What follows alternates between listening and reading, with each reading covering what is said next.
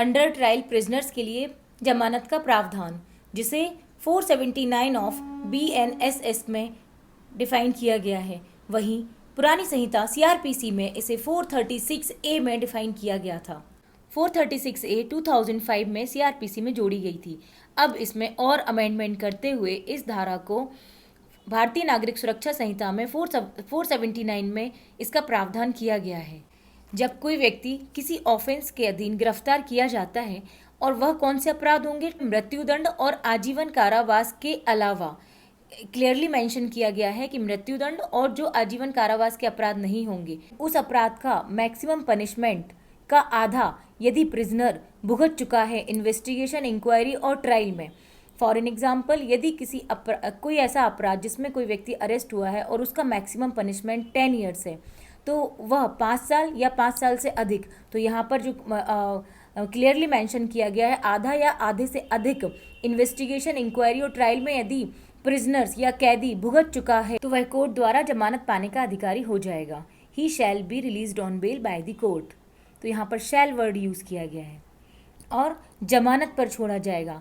पहले संहिता में बंध पत्र पर छोड़ा गया था।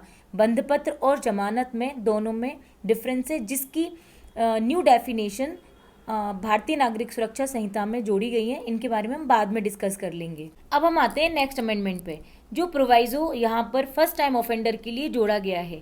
तो फर्स्ट टाइम ऑफेंडर के लिए एक परंतु जोड़ा गया है, जो ये बोलता है कि यदि कोई व्यक्ति जब किसी मामले में गिरफ्तार किया जाता है और वह फर्स्ट टाइम ऑफेंडर है, जिसका किसी भी अपराध में पहले कोई पूर्व दोष सिद्धि नहीं हुई है, वो फर्स्ट टाइम ऑफेंडर कहलाता है। तब यदि वह उस अपराध के मैक्सिमम पनिशमेंट का 1/3 भाग भुगत चुका है इन्वेस्टिगेशन, ट्रायल और इंक्वायरी में, तब वह बंध पत्र पर छोड़ा जाएगा। फॉर एन एग्जाम्पल, जहाँ मैक्सिमम पनिशमेंट 3 ईयर्स है और 1/3 भाग मतलब 1 साल वह अंडर ट्रायल में भुगत चुका है, वह न्यायालय द्वारा बॉन्ड पर छोड़ दिया जाएगा।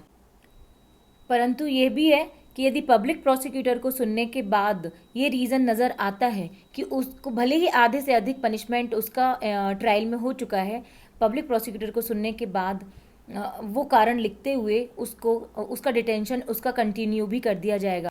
नेक्स्ट, एक्यूज्ड के पार्ट पर डिले को कंसीडर नहीं किया जाएगा, भले ही निरुद्ध की अवधि या डिटेंशन की अवधि आधे से अधिक क्यों ना हो गई हो। प्रैक्टिकली देखने मिलता है कि डिले इन ट्रायल के बेसिस पे हम कई बार हाफ ऑफ द सेंटेंस पे बेल ले लेते हैं, परंतु यदि वहाँ एक्यूज्ड के पार्ट पर डिले होता है, जैसे साक्षियों को एग्जामिन नहीं होने देना, उनको बाहर के बाहर ही रवाना कर देना, और प्रोसीडिंग में यदि ये आ जाए कि एक्यूज्ड के पार्ट पर डिले हुआ है, तब उसे जमानत का कोई भी लाभ नहीं मिलेगा। एक्यूज्ड को हाफ ऑफ द सेंटेंस का बेनिफिट तब भी नहीं मिलेगा जब उसके अगेंस्ट में एक से अधिक ट्रायल चल रही हैं या इन्वेस्टिगेशन चल रहे हैं, एक से अधिक ऑफेंस में ट्रायल और इन्वेस्टिगेशन चल रहे हैं, तब भी उसे आधे से अधिक यदि वह निरोध में रह चुका है या डिटेंशन में रह चुका है, तो उसे जमानत का लाभ नहीं मिलेगा।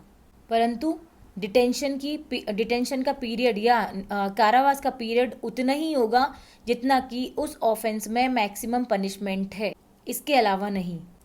नेक्स्ट अमेंडमेंट 479 सबसेक्शन 3 में किया गया है, जहां जेल अधीक्षक न्यायालय में आवेदन करेंगे जब अभियुक्त व्यक्ति उस अपराध का मैक्सिमम पनिशमेंट का आधा सेंटेंस भुगत चुका है या हाफ ऑफ द सेंटेंस भुगत चुका है, यदि और फर्स्ट ऑफेंडर है तो 1/3 सेंटेंस भुगत चुका है, तब सुपरिटेंडेंट ऑफ जेल एक रिटन एप्लीकेशन इमीडिएट न्यायालय में उसकी जमानत के लिए फाइल करेंगे।